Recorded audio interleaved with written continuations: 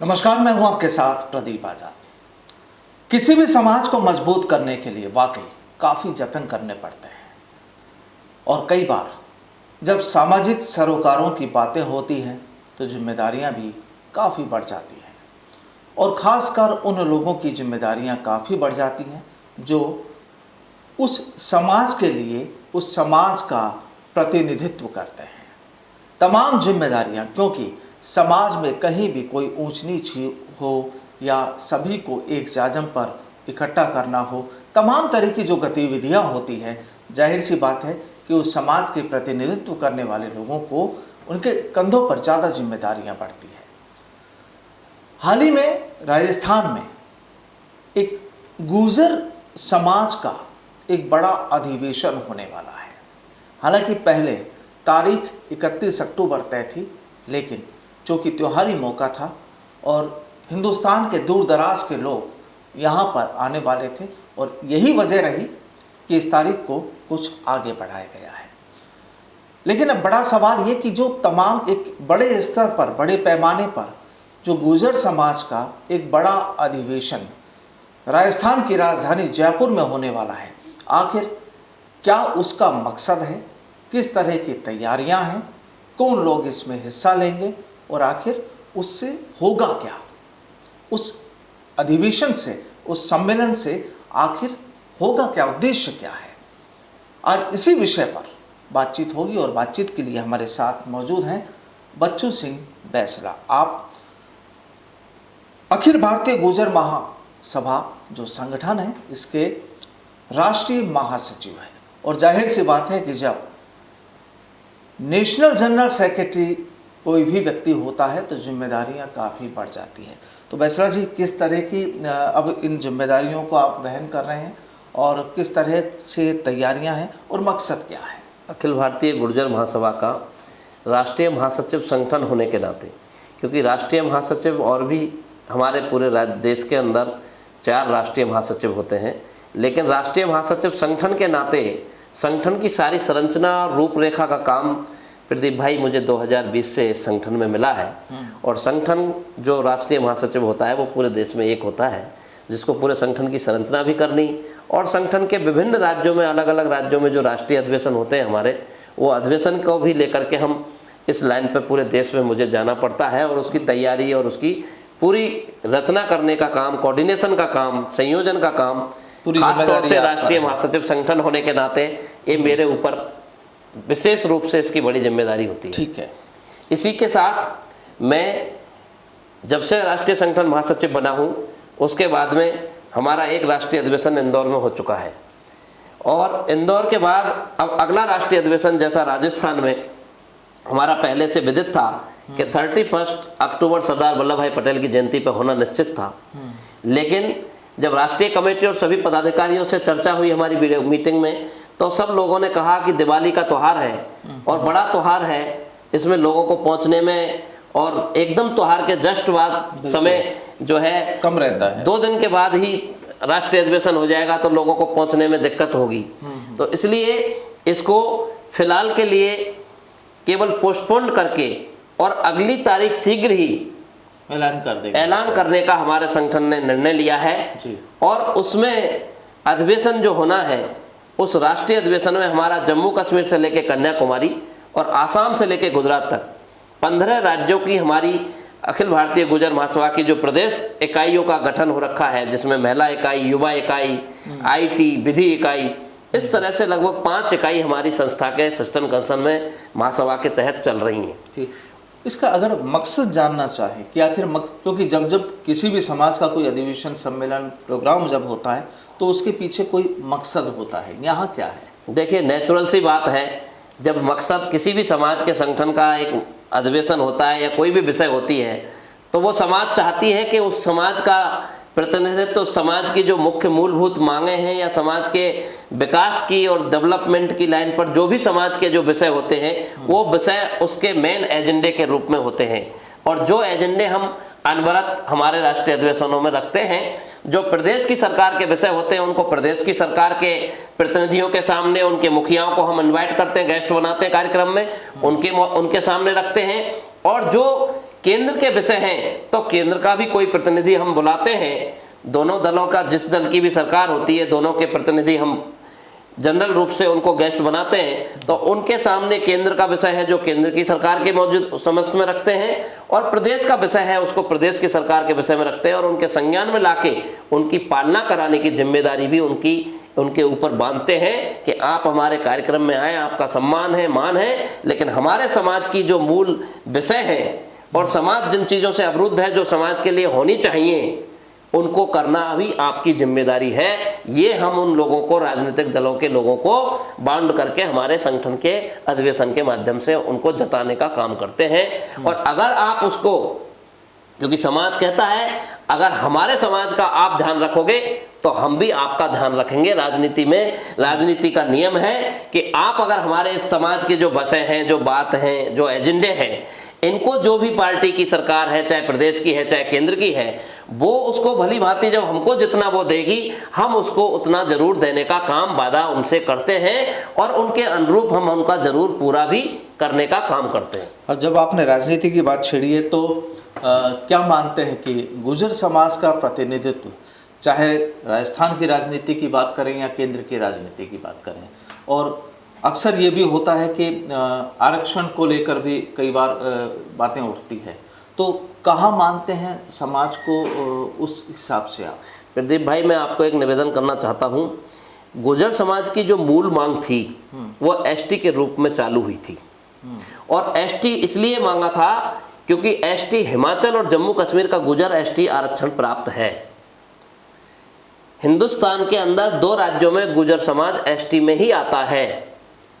चाहे जम्मू कश्मीर की बात हो चाहे हिमाचल की बात हो। तो मूल मांग हम एसटी को लेके लड़ाई चालू हुई थी राजस्थान में इस आंदोलन की, लेकिन सरकारों ने उसको इंटरिम रिलीफ के रूप में, अंतरिम राहत के रूप में एसबीसी और एमबीसी पर लाके खड़ा किया। ये सरकारों का काम था, चाहे भाजपा की सरकार हो चाहे कांग्रेस की सरकार हो। एक ने उसका नाम एमबीसी रखा, एक ने उसका नाम एसबीसी रखा। केवल नाम बदलने का था। सरकार कांग्रेस की आई तो एसबीसी और बीजेपी आई तो एमबीसी। एमबीसी बोले तो मोस्ट बैकवर्ड कास्ट, एसबीसी बोले तो स्पेशल बैकवर्ड कास्ट। मतलब दोनों का एक ही था, और 1% ही आरक्षण था, क्योंकि 49 का हवाला देते 50% में 1% माइनस होता है, तो एक तो कंफर्म हो गया था, और 4% को हाईकोर्ट में रोक लगवा दी गई थी। वो सब सरकार के सबको नोटिस था, लेकिन हमारे लोगों ने संघर्ष किया और अपनी बात को पूरा करने के लिए कि 49 में 1% तो हमारा है ही है, लेकिन इसके साथ में दूसरा कि जो 4% का बैकलॉग है उसको सरकार अपनी इच्छा शक्ति पर अपने राज्य में तो कम से कम सरकारी भर्तियों में हमको दे सकती है, अगर सरकार की इच्छा शक्ति है, सरकार ईमानदारी से काम करना चाहती है उनके डेवलपमेंट के लिए। क्योंकि देश आज़ाद होने के बाद इतना पिछड़ापन, बैकवर्डनेस मेरी कम्युनिटी में था कि उसको फुलफिल करना सरकार की जिम्मेदारी होती है। ये बिल्कुल प्रैक्टिकल बात। और मुझे ये आज से नहीं, राजस्थान के आरक्षण की जब से पटकथा लिखना चालू हुआ था तब से इसमें मुझे समझ लो इसकी प्रेस रिलीज मेरे हाथ से तय होती थी। ये भी मेरा सौभाग्य है। जब से ये आरक्षण संघर्ष समिति बनी, और उससे पहले जब मैं, कर्नल साहब भी जब संघर्ष समिति के मुखिया बने, तो उनकी प्रेस रिलीज बच्चू सिंह बैसला लिखता था। ये कोई अतिशयोक्ति वाली बात नहीं। जहां से उन्होंने इस लड़ाई की शुरुआत करी, हम महासभा में काम करते करते उनको संघर्ष समिति का महासभा ने कमान दी। महासभा ने ही उनको इस बॉडी का प्रेसिडेंट, मुखिया बनाया, और उसके साथ कि ये इस गुर्जर आरक्षण आंदोलन की लड़ाई लड़ेंगे सिर्फ, उस लाइन पर हम लोग उनका सपोर्ट करते आए थे, हमेशा उनका सपोर्ट किया संघर्ष समिति का, क्योंकि this is permanent body of Akhil Bharatiya Gurjar महासभा। गुर्जर आरक्षण संघर्ष समिति टेम्परेरी बॉडी। टेम्परेरी बॉडी बोले तो just of only for demand और एजिटेशन, आंदोलन, आरक्षण, अदर देन जो भी कोई ज्वलंत मुद्दा है उस विषय के आरक्षण के लिए। तो इन व्यवस्थाओं के लिए आज राजनीति में भी हम देखते हैं। तो प्रदीप भाई, ये बात बड़ा विषय सोचने का है कि भारत की सरकार में जिस कौम के लिए उसके इतिहास को कोई भी भारत की बड़े से बड़े देश की लोकसभा में जब 370 जब प्रस्ताव लाए भारत के सरकार के गृह मंत्री माननीय अमित शाह जी जब बोल रहे थे, तो दहाड़ दहाड़ के उन्होंने ये शब्द कहे थे कि अगर धारा 370 हमने जम्मू कश्मीर में सर्वाइव किया है तो सिर्फ और सिर्फ गुर्जर बकरवाल के बगैर वो सर्वाइव हम नहीं कर सकते थे। आज उसको हमने सर्वाइव करने में किसी का सहयोग अगर जम्मू कश्मीर में किसी कम्युनिटी का मिला है तो उस कम्युनिटी का नाम सिंगल वन गुर्जर कम्युनिटी है, जिसने वहां पर जो अपने देश विरोधी लोग थे, जो देश के खिलाफ थे, उन लोगों का खुल के मुकाबला अगर पैरेलल में 50% में किसी कम्युनिटी ने किया तो केवल और केवल गुर्जर बकरवाल ने किया, गुर्जर मुसलमान ने किया। वो गुर्जर कम्युनिटी से आते थे, वो हमारे जैसे गोत्र, खटाना, बैसला, कसाना सारे सेम कल्चर के लोग, क्योंकि वहां मजहब है इसलिए उन्होंने गुर्जर मुसलमान के तौर पर भी जाना जाता है। जिस तरह पंजाब में पंजाबियत होती है, जम्मू कश्मीर में जमहूरियत होती है, उस राज्य के हिसाब से उन लोगों ने अपने आप को ढाला, अदर देन वो गुर्जर कम्युनिटी के थे। और उस बात को हमारे भारत के गृह मंत्री अमित शाह जी ने लोकसभा में कहा स्पष्ट रूप से कि गुर्जर बकरवाल नहीं होते तो हम धारा 370 को लागू नहीं कर पाते, क्योंकि कोई भी सरकार हो, चाहे प्रदेश की हो चाहे केंद्र की हो, लेकिन प्रदीप भाई कभी भी बंदूक की नोक पे कोई कानून नहीं बनाए जाते हैं जब तक लोकल आवाम उसमें साथ नहीं देता है, सहयोग नहीं करता है। तो लोकल आवाम के रूप में गुर्जर ही खड़ा था वहां। लेकिन मेरा कौम का दुर्भाग्य है कि भारत की सरकार में एक कैबिनेट मंत्री का पद मेरे समाज पर नहीं है। एक मंत्री है कृष्णपाल गुर्जर, वो भी राज्य मंत्री के रूप में है, ना कि कैबिनेट के मंत्री हैं। ये बड़ा सोचने का विषय है। यानी राजनीति में समाज को कोई तवज्जो नहीं दी, बिल्कुल नहीं दी है। उस विषय को भी हमें इस अधिवेशन में महत्वपूर्ण से इसमें फोकस हमारा रहेगा और उनके प्रतिनिधि आएंगे, उनके सामने इस बात को मजबूती से रखा जाएगा कि क्या हमारी कौम जम्मू कश्मीर से लेकर कन्याकुमारी और आसाम से गुजरात तक 15 करोड़ की आबादी है, क्या उनके प्रतिनिधित्व के लिए, इस कम्युनिटी के प्रतिनिधित्व के लिए भारत की सरकार में एक कैबिनेट मंत्री का पद भी हमारा हक नहीं बनता है? क्योंकि राज्य मंत्री कभी भी सरकारों में होते हैं, कोई भी कैबिनेट की मीटिंग में शामिल नहीं होते हैं। कैबिनेट में कैबिनेट मंत्री ही बैठता है। इस देश में जब कानून और नियम बनते हैं तो उसमें हमारा भी एक व्यक्ति प्रतिनिधि के रूप में होना चाहिए। लेकिन अब जब आप केंद्र की बात करते हैं तो आप कह रहे हैं कि केंद्र में प्रतिनिधित्व नहीं है, लेकिन दो चीजें हैं यहाँ पर, दो सवाल है। एक तो ये कि जब अधिवेशन और राजस्थान की राजधानी जयपुर और जब ये तमाम जब चीजें हैं तो जाहिर सी बात है कि क्या इस अधिवेशन का मकसद कि अब अगले साल राजस्थान में चुनाव होने वाले हैं, पहला। दूसरा कि केंद्र में कह रहे हैं कि आप प्रतिनिधित्व नहीं है, जो कैबिनेट मंत्री के दर्जा मिलना चाहिए। क्या राजस्थान में अगर उसी दृष्टिकोण से हम देखें तो? राजस्थान में अगर उस दृष्टिकोण से देखें, राजस्थान का विषय में भी जो एक तरह से किसी होना चाहिए था वो बिल्कुल पूरी तरह से नहीं हो रहा है, तवज्जो नहीं। एक तरह से मैं तो ये कहूँगा सीधा सीधा कि गुर्जर समाज को छलने का काम किया है राजस्थान में। तो गुर्जर समाज को छलने का काम किया है, उनके साथ एक बहुत बड़ा छल हुआ है कि उनको जो है दिखा करके कि भाई ये आपका आदमी ये बनने जा रहा है, आपकी पूरी कम्युनिटी इसको ये कर दो। बीजेपी के 8 के 8 क्या, बीजेपी के जितने 8 से 10 विधायक थे सुपड़ा साफ कर दिया गुर्जर समाज ने, एक पार्टी का विधायक नहीं जीतने दिया उस व्यक्ति को, क्योंकि प्रदेश में उन्होंने वो चेहरा दिखा करके वोट मांगा था। और ये गुर्जर समाज के साथ छल हुआ है, जिसको गुर्जर समाज का गांव दूर दराज ढाणी में बैठा हुआ बच्चा इस बात से भली भांति परिचित है, इस बात को बड़ा देख रहा है कि हमारे साथ कितना बड़ा छल किया है। ये विषय भी आपके साथ है। तो मैं वही कहना चाह रहा हूं कि अधिवेशन के आगे आने वाले 2023 में चुनाव है, 2024 में लोकसभा है, 101% हमारा राष्ट्रीय अधिवेशन target for 2023 and target for 2024 के मिशन को देखते हुए,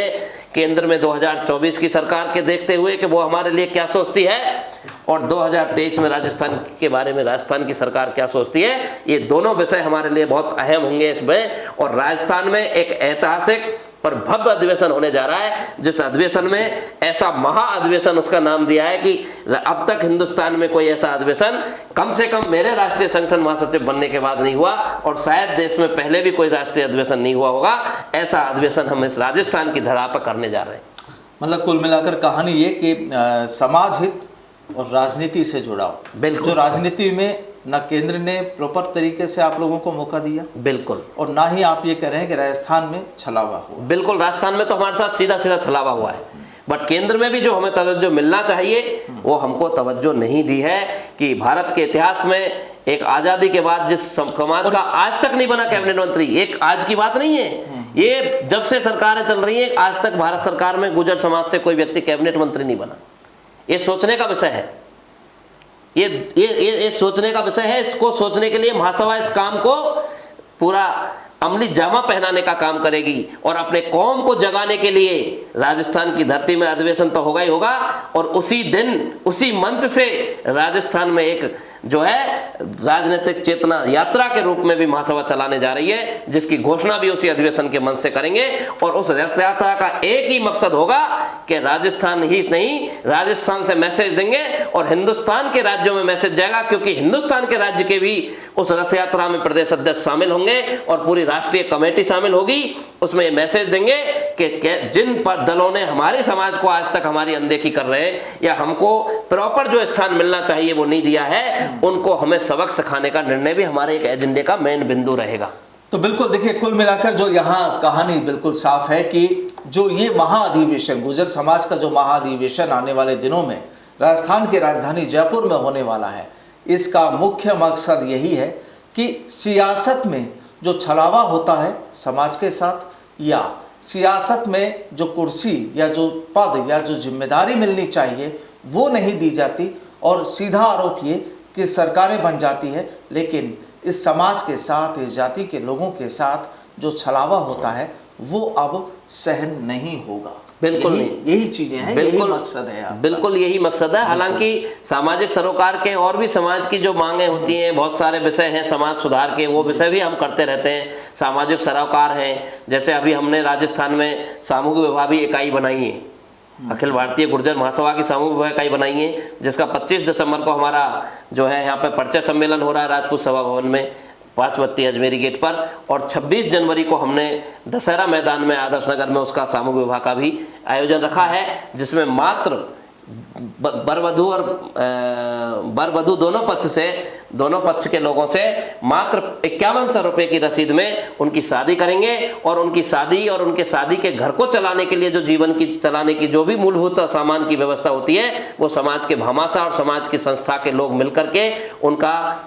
भव्य तरीके से उनकी शादी समारोह कराने का भी काम महासभा ने अपने हाथ में लिया है जयपुर में। तो बिल्कुल देखना होगा कि अब इस अधिवेशन के बाद क्या वाकई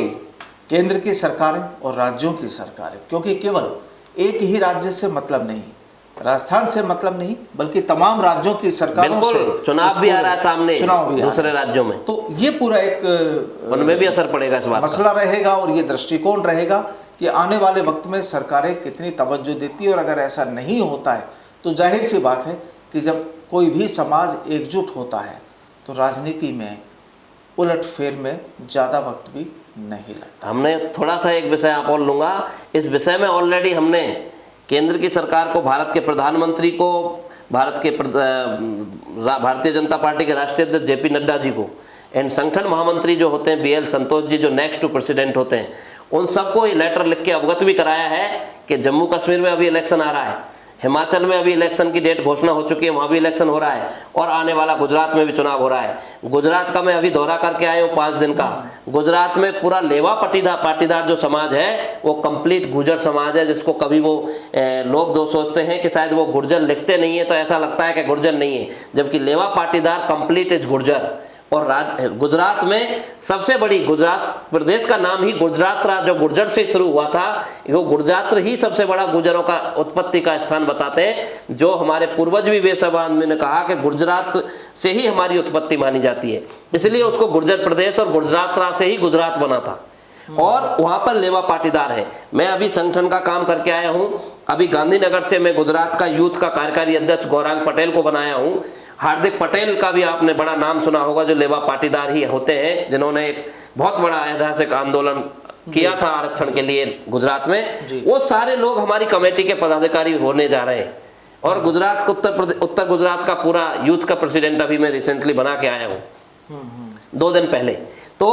पूरा गुजरात की कमेटी भी इसमें शामिल होने वाली है। गुजरात के, जब मोदी जी भारत के प्रधानमंत्री गुजरात के मुख्यमंत्री थे, उस समय उनके कैबिनेट में एज ए राज्य मंत्री थे गोवर्धन भाई झड़पिया, गृह मंत्री राज्य मंत्री गुजरात, वो हमारे राष्ट्रीय उपाध्यक्ष हैं, जो गुजरात से ही आते हैं और वहाँ पर एक बड़ा अपना महत्व रखते हैं वो। और हमारे जीवाजी भाई पटेल हैं, जो पूर्व सांसद महसाणा है, और हमारे राष्ट्रीय कार्यकारी अध्यक्ष हैं, जो अभी खनिज बोर्ड के सरकार में मंत्री बना रखा है गुजरात सरकार में प्रेजेंट में उनको। वो सब लोगों से मेरा मंथन हुआ है, और राष्ट्रीय अधिवेशन की तैयारी जोर शोर से प्रत्येक राज्य के हमारी प्रदेश अध्यक्ष, राष्ट्रीय कमेटी के पदाधिकारी पूरी इस तैयारी में, अभियान में लगे हुए हैं। और मैं भी उसके साथ में पूरा अहम योगदान देते, सारे संगठन को, गणना को कोऑर्डिनेशन करते हुए उनको सबको बोला है कि अगले राष्ट्रीय अधिवेशन में सबको आना है और सबको होकर के एक आवाज में बात बोलनी है। और जो दल हमारा ध्यान रखेगा, ख्याल रखेगा, हमारी कौम का ध्यान रखेगा, समाज भी उसी दल का ध्यान रखेगा। ये बात हमको एक मूल और एक स्वर में हमको राजस्थान की धरती से आवाज पहुंचानी है इस अधिवेशन का मुख्य। चलिए, बहुत बहुत शुक्रिया बेसरा जी हमारे साथ जुड़ने के लिए। और वाकई समाज जो भी मांग रख रहा है, या जो अधिवेशन होने वाला है, जो महासम्मेलन होने वाला है, देखना ये होगा कि सियासत तौर पर वाकई कितना ध्यान रखा जाता है, और अगर नहीं होता है तो फिर आगे की कहानी क्या होती है। नमस्कार।